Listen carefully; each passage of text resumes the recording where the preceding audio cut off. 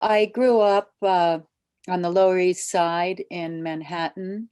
I was born in St. Vincent's Hospital in 1960 and brought home to a little basement apartment where basically I shared a one bedroom with my mother, my father, and my brother and myself, and two cats. Um, and my mom had a notion of creating some kind of kindergarten, nursery school program, preschool program before such things were popular and part of the regular school regime of most Americans.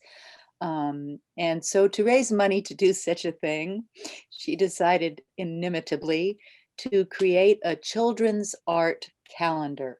And she and a friend of hers gathered together children's artwork. So my scribblings were considered art from the time I was 3 or 4 years old.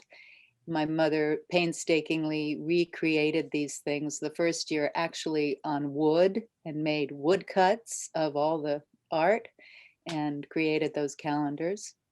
Eventually, they began to, she and her friend Dee Dee began to make these calendars by taking them to offset printing.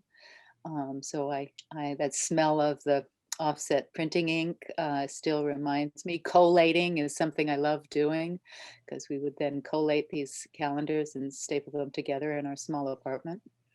And so when you ask about art, first experiences of art, it definitely was that artwork. We did not have a television in the house.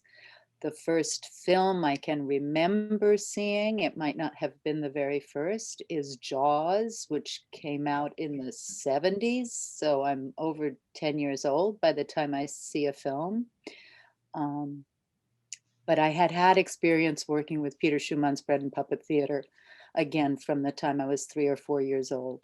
And many, many years later, just a few years ago, I realized that Peter Schumann had been my first director.